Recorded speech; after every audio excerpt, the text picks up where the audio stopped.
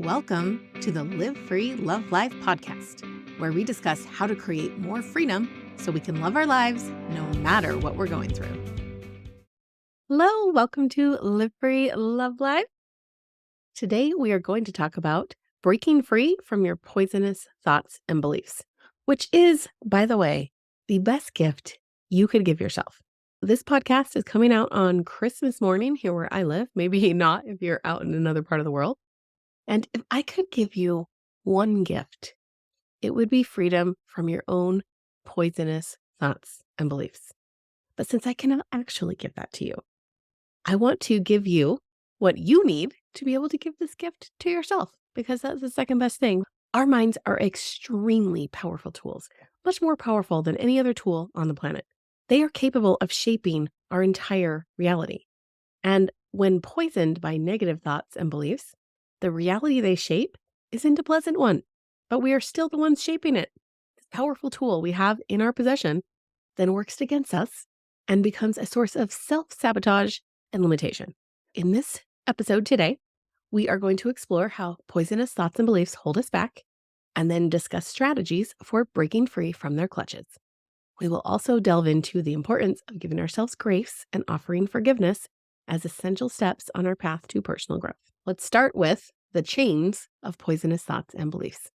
We could fill an entire volume of encyclopedias with the poisonous thoughts and beliefs humans use to hold themselves back and keep themselves stuck. For this episode only, we're just going to focus on some foundational areas that cause the most problems. These are the things that I see across the board through thousands and thousands of people that I've coached. The first one is limiting self-worth beliefs.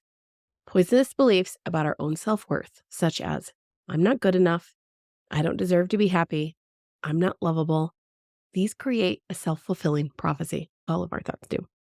When we believe these things, we don't actually allow ourselves to be good enough, to be happy, or to be truly and deeply loved. These thoughts hold us back from what we want and from pursuing our dreams and taking risks. They hold us back so much, and they're not true. They are poison. They are poison that is shaping your reality. And that reality is not amazing. And what we want is amazing. The second area that I found across the board is, I'm just calling this negative self-talk. Constant self-criticism and negative self-talk can keep us stuck in cycles of self-doubt and anxiety. Believing in our own inadequacy leads to missed opportunities, unrealized potential, and not living our best lives. And then area number 3 is the fear of failure. A belief that failure is unacceptable or shameful can paralyze us, preventing us from trying new things or pushing our boundaries. We become trapped in our comfort zones without the freedom to spread our wings and fly. Let's talk about some examples from each of these sections. For self-worth, this is our self-worth transformation story. Early on in my blended family experience, after I got remarried again, I noticed I was walking on eggshells all the time. And I am not a walking on eggshells kind of girl.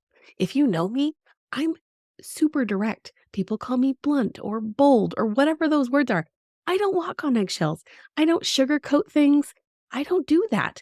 And I found myself totally walking on the eggshells. And I was trying so hard to do everything right. And I was trying so hard to make sure everyone was happy. And what I realized, I had to do this coaching stuff to figure this out. I did not know this was why. Is because if my husband wasn't happy or his kids weren't happy, then he was going to leave me. And then I was going to find out that I was unlovable. That's terrible. This is not something I was consciously thinking. These are subconscious. A lot of our poisonous thoughts and beliefs are subconscious. They're running the show. We're just not actively thinking them in our conscious brain. We have to do work to bring them to the surface. I was so afraid that I was unlovable. And if he left me, that's what I would find out. My first husband left me. If my second husband left me, for sure, that's what it would mean, that I was unlovable. So I was trying to control all the things that are totally outside of my control. And I wasn't happy because I wasn't being myself. I wasn't even allowing the true me to show up and to be loved because I was walking on eggshells, trying to control everything, trying to make sure everything was okay. This is not a good place to be. I am unlovable was a core belief created through some of my past trauma that kept me shackled, unable to be myself, unable to do what I wanted to do, unable to move forward, unable to create the life, marriage, and family that I wanted. It was shackling me, and I didn't even really know it was there until I did the work. That's why I show up on this podcast. I'm going to encourage you over and over and over and over again to do your work. If you want to come do it with me, amazing. My membership is awesome, and it's going to help you do all this work. But regardless, you need to do your work because these were shackles that I did not know were there. All I knew was that I wasn't happy. That's what I knew. And for some of you, that's all you know. You don't know the shackles that are holding you down. And some of the strongest shackles are some of these poisonous beliefs about our own self-worth. Only when I let go of this poisonous belief, using the coaching tools that I teach, did I have the freedom to move forward and love my life. I could not love my life in my blended family until I let go of the shackles. I just couldn't. It was impossible. I was stuck and I was miserable. And now I have the same blended family. That clearly was not the problem. It seems like it is. My brain likes to tell me that that's the problem all the time, but it wasn't. And that's what we do on this podcast. Each and every episode, I'm going to tell you more of the things that are keeping you stuck, that are shackling you, that you may not even notice. That's why I'm bringing them to your awareness so that you know it's not actually your husband, and it's not actually your kids or your stepkids or your exes or your boss or your sister or your mother-in-law. It's none of them. None of those are the shackles. All the shackles are inside. We are the ones shackling ourselves. Example number 2, banishing negative self-talk. This comes from one of my clients who we're going to call Emily today. She struggled with this deep-seated belief that she wasn't smart enough to pursue her dream of becoming a writer. She always wanted to be a writer, dreamed of it her whole life, but she also thought she wasn't smart. Not only that, she wasn't creative enough, she wasn't clever enough, she wasn't funny enough. You see the pattern. After years of negative self-talk with accompanying self-doubt, which is what that creates, she came to me for coaching. She wanted help. She wanted to be a writer, and she could not get out of her own way because she was shackled. This negative self-talk was keeping her stuck. As we coached, she began to challenge her beliefs about herself, recognizing that they were rooted in childhood experiences, as they often are. And as we unraveled her poisonous thoughts and beliefs, she started to write. She published her first book. And by giving herself grace and offering forgiveness for not pursuing this dream earlier, she was able to embrace a whole new chapter in her life. She was able to move forward and do things that she had dreamt of doing forever. But we had to let go of these shackles of negative self-talk. And then here's an example for overcoming fear of failure. Another client who we'll call Sarah, she had dreamed of starting her own business, and she was just paralyzed by fear of failure. What if I fail? What if I fail? What if I fail? That kept her from moving forward. This is what shackles are. They're things that keep us stuck where we are instead of moving forward. As we coached, she learned how to confront her fear, and even more importantly, she found all the answers to what was behind it with determination, because often, especially when it comes to fear, we have to take action before that fear goes away. We have to take action while we feel fear. That is often how fear works. We can't just get rid of the fear and then do the thing in a way that feels amazing. We have to take a leap while we're feeling fear. Her business did face some initial setbacks, which most businesses do. But since we had been talking about that, the failure, the fear of failure, and how failure is not what she thinks it is, and maybe it's not so terrible, as we coached on those things, she was able to fail without making it mean horrible things, without making it paralyze her, without letting it set her back. She just used it as valuable learning experiences, which is what failure is, by the way. It's just lessons. By offering herself forgiveness for any missteps and maintaining self-compassion, that's something we do on purpose. We give ourselves self-compassion. Her business eventually started to thrive, but she just had to let go of the shackles of the fear of failure. So how do we escape from their clutches? How do we escape the clutches of our poisonous thoughts and beliefs? The first step is to identify poisonous thoughts. In order to break free from them, you have to know what they are. Just as I didn't realize that I was thinking that maybe I'm unlovable, I didn't know that was running, so I couldn't do anything about it. You have to identify them. And there's lots of ways to do this. You could keep a journal, just start journaling all the time, getting what's in your head out onto paper. Obviously, you can hire a coach, even just starting to pay attention. Just sit and watch what you're thinking. Notice the thoughts that are going on up there. We've got to identify the poisonous thoughts. We've got to identify the self-worth thoughts, the negative self-talk pattern, fear of failing. Look for them in your brain. Step number 2 is to challenge them. We have to challenge our negative beliefs. When you catch yourself thinking, I can't do this, or I'm not good enough, challenge that. Ask yourself if they are based on facts or if they're simply self-imposed limitations. So if it's like, I can't do this, well, why not? What would it take for a person to be able to do this? What is it that people who can do this have that I think I don't have? Is that even true? Challenge it. Imagine taking it to court and being the attorney on the other side of the argument. Challenge that belief. Where did this even come from? Is it even true? How is the opposite of this true? What are all the things you have that show you can do this? Tell me all the evidence that shows me you can do this. I'm sure you have lots of evidence of doing amazing things in your past. If you could do those things, why can't you do this? Challenge your beliefs. Step 3, practice self-compassion. Give yourself grace and compassion. Understand it is okay to have flaws and limitations and weaknesses. This is what humans are. Nobody is perfect. It is impossible to be human and be perfect. This is part of being human. Treat yourself with the same kindness you would offer a friend facing a similar challenge. If it's not a friend, think of if you have a child. Imagine your 5-year-old child, you talking to her the way you talk to yourself. What would you say to her if she made a mistake? Probably wouldn't match what you're saying to yourself when you make a mistake. Number 4, offer forgiveness. Forgive yourself for past mistakes and the times you let poisonous thoughts control your actions. Remember, your past does not define your future.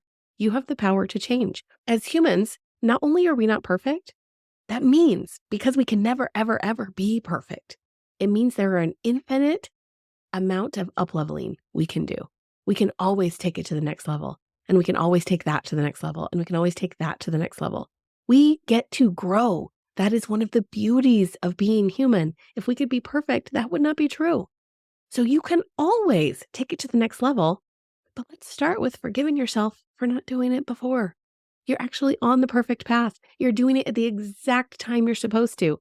Nothing has actually gone wrong. It's all okay. Step number 5, hire a coach. I know this is a little biased, but hear me out. It can be really hard to identify and challenge your negative beliefs on your own. Just imagine you're like a fish in water. Fish, probably, they don't see the water. They see all the other things in the water, but they don't see the water because they're in the water. They don't see it. There are so many poisonous thoughts and beliefs in our brain that we cannot see on our own because they are just part of the landscape. We don't even notice they are there. But for a trained coach, they can just look and be like, oh, did you notice this? Hey, did you know that you're thinking this and that this is totally optional and it's actually not even true? And you're like, what? Because for real, for you, it's just part of reality. You don't even notice it's there. A coach can be so helpful in doing this. Obviously, I would be a good choice, but there are lots of awesome coaches out there. If you're having a hard time identifying those poisonous thoughts and beliefs, go hire someone to help you. They are good at what they do. You might as well get the help. It will come faster. It will come easier. And for some things, it's the only way to do it because it's something you're probably never going to see on your own. Here are some questions to consider. What poisonous thoughts and beliefs are you holding on to? And why are you choosing to keep them? Remember, this podcast is all about choice. Let's say I'm not good enough. Let's just say that that's the one, for example. Why would you choose to think that about yourself? It is a choice. You have freedom. You can think anything you want. And it doesn't matter what evidence your brain is going to come up with. Yes, your brain has a whole stack of evidence, I promise. But that's only because it has only been looking for that evidence. It's just like when you get a new car, suddenly everyone has that car. Have you noticed? You'll see it everywhere on the road and you never noticed it before. because that's how our brains work. They have this system where when it comes to our beliefs, it only looks for evidence that proves we're right because our brains love to think we're right. So yes, you may have a huge stack of evidence that you could give me and say, no, Mindy, for real, I am not good enough. But if we told your brain, just for fun, to look for all the evidence that you are enough, and that was its job, we're like, okay, brain, we've already collected this. Great job. Your new job is to go find all the reasons I am enough. I guarantee you would have a stack of evidence just as big or bigger. So evidence is irrelevant. The evidence is all there for all the things. You get to choose. You have the freedom of choice. So when I say, why are you choosing to keep them? I want you to actually consider that. Why are you choosing to think this terrible thing about yourself? Seriously, when you could think anything you want and it feels horrible and it holds you back and it keeps you from living your best life, why would you choose it? Next question. How do you talk to yourself when you don't do something perfectly? And why do you choose to talk to yourself this way? The third one. What do you think about yourself when you fail? And why? Poisonous thoughts and beliefs can be formidable obstacles on the path to happiness. By identifying and challenging your negative beliefs, practicing self-compassion, offering forgiveness to yourself for past shortcomings, you can break free from their clutches. Embrace grace and forgiveness as essential tools for happiness, and you will find the strength and the resilience needed to pursue your dreams and live a more fulfilling life. Remember, your past does not define your future. You have the power to shape your destiny, and we do it with our brains. If I could give you one gift, it would be the freedom from your poisonous thoughts and beliefs. Do the work and give this gift to yourself, and your life will change. Live free, love life. Thank you for watching this episode of Live Free, Love Life. Please subscribe to my channel and don't forget to like, comment, and share. See you next time.